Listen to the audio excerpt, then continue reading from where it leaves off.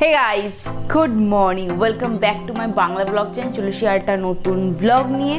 আর বিছানার অবস্থা দেখে বুঝতে পারছো, জাস্ট কিছুক্ষণ অনেক ঘুম থেকে উঠেছি। তো আজকে প্ল্যান করলাম সকাল থেকেই তোমাদের সাথে ব্লগটা আমি শেয়ার করব। আর আজকে ব্লগটা খুব ইন্টারেস্টিং হতে চলেছে, কেউ মাঝখান থেকে চলে যেও না। আর কিছু করে আমি জানতে পারো ব্লগটা কেন বলছি ইন্টারেস্টিং হতে চলছে। সহজে কিন্তু আমি কথাটা বলি না, বাট আজকের ব্লগটা সত্যি ইন্টারেস্টিং হতে চলছে। তো আমি এখন যাব ফ্রেশ হতে, ফ্রেশ হয়ে এসে দেন তোমার সাথে কথা বলছি। আর আমি এ ঘরে আজকে শুয়েছিলাম, কারণ আমি পড়ছিলাম ওই যে বই খাতা রাখা। লাস্ট টাইম দেখেছিলাম রাত্রিবেলা 2:40 করতে করতে কখন ঘুমিয়ে পড়েছি আমি টের পাইনি। মানে বালিশ ফালিশ কিছুই আনিনি। পরে ঘুম থেকে উঠে দেখি বালিশ, এই যে চাদর রাখা, মা সব দিয়ে গেছে। তো আর বেশি কথা না বলে তো আমি এখন যাচ্ছি ফ্রেশ হতে। ফ্রেশ হয়ে চলে আসলাম, এবার বিছানাটা তুলবো, তুলে দেন তোমার সাথে কথা হচ্ছে। কারণ বিছানা যদি আর দেরি করি তুলতে, এবার জাস্ট বকা খাবো আর কিচ্ছু না। তো বিছানাটা তুলে নিই, কথা হচ্ছে।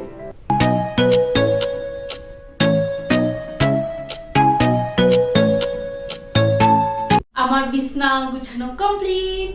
তো বিছনা গুছানো কমপ্লিট, চুলটা একটু আঁচড়িলাম। আমি জানি চুলটা আঁচড়া আর কিছু বোঝা যায় না, কারণ কোকড়া চুল তো এরকম একটু প্রবলেম হয়। আমি জানি তো কোথাও গেলেও, দেখেছো গাড়ি যাচ্ছে কি আওয়াজ, তো আমি কোথাও গেলেও বিয়ে বাড়িতে যাই বা কোনো অনুষ্ঠান বাড়িতে যাই, যতই চুল সেট করে যায় না কেন ভীষণ প্রবলেম। বাট আমি কার্লি হেয়ার খুব পছন্দ করি। অনেকে বলছে হেয়ার স্ট্রেটনিং করে, বাট আমার কার্লি হেয়ার খুব পছন্দ। তো আমার ইচ্ছা নেই স্ট্রেটনিং করার। তো আজকে মাসে একটু পরে চা খাবো, কারণ মার আজকে পুজো আছে। তো যেহেতু পুজো আছে, মা বলো তুই কফিটা খেয়ে নে, না হলে তোর আবার মাথা ব্যথা উঠবে। তো আমি এখন কফিটা এনে নিই তোমার সে কথা হচ্ছে। চলে এসেছি কফি নিয়ে। তো আমি জানতাম আজকে মার পুজো আছে, একসাথে চা খাওয়া হবে না, পরে খাবো। তো প্ল্যান করেছি একটু গরম জল করবো, বাট মা দেখলাম কফি করে রেখেছে। তো কফিটা খাই, কফিটা খেতে থাকি। আর রাত্রে যা পড়েছে একটু রিভিশন দিই, কারণ অফিসে চাপে তো আবার ভুলে যাবো, একটু রিভিশন দিয়ে নিই।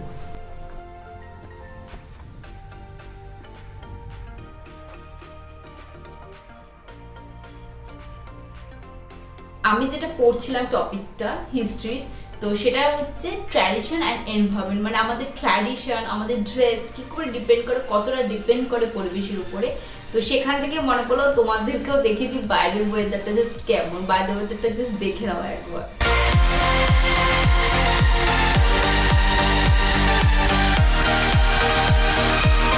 আমার কফি খাওয়া শেষ। আর ওয়েদারটাকে যদি বিকালবেলা এরকম হতো, মানে বিকালবেলা চা আর পকোড়া, সে যে কোনো কিছু, মানে বেগুনি পেঁয়াজি যাই হোক হয়ে যেত।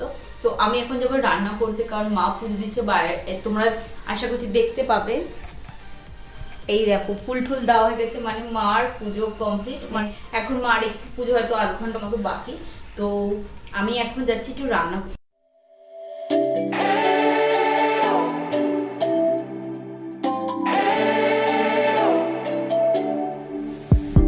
Spent our days on the coast of something beautiful. We got pulled into the tide of something real. But somehow I lost you. প্রথমেই সবাইকে সরি বলছি, কারণ বলেছিলাম দুপুরবেলা ব্লগটা কন্টিনিউ করতে পারিনি। কারণ আমার এত বছর চাকরি অভিজ্ঞতা অনুযায়ী যেদিন আর কি সকাল সকাল মিটিং হয়ে যায়, দুপুরে একটু প্রেশারটা কম থাকে। বাট আজকে সেরকম কিচ্ছু হয়নি। তো বললাম ঠিক আছে চলো অফিস ডান, দেন শুরু করি।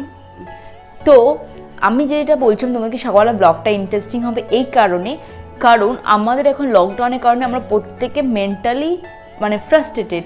আমাদের ভালো কথাও ভালো লাগছে না, কাকে কি বলছি কি করছি আমাদের ভালো লাগছে না।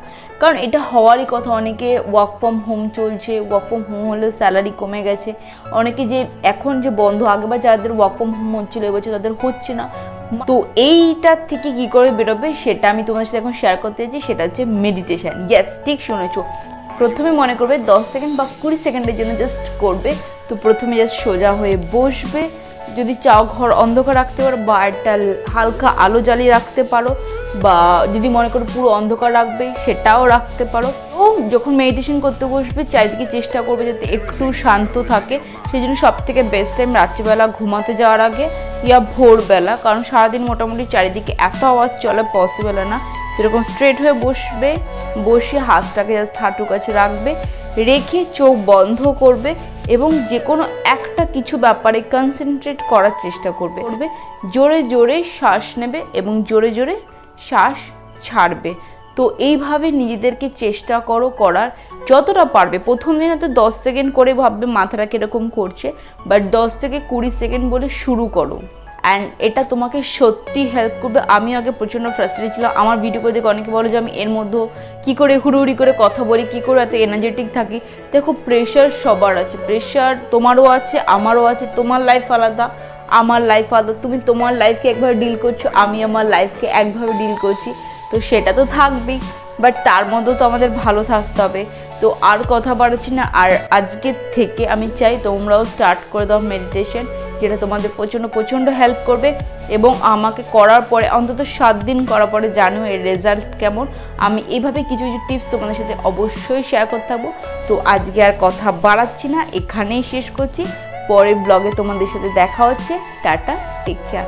আর হ্যাঁ, সবাই খুব সাবধানে থাকবে, নিজের খেয়াল রাখবে। নিজের যদি মেন্টালি যদি খেয়াল রাখতে না পারো, আমাদের যদি মানসিকভাবে আমরা সুস্থ না হই, আমরা শারীরিকভাবে সুস্থ হয়ে কিচ্ছু করতে পারবো না। দেখবি যখন শরীর অসুস্থ হয় বলে না, মনকে শক্ত করো, মনকে শক্ত করো। তো এই জন্যে বলে। তো আর কথা বাড়াচ্ছি না, চলো বাই।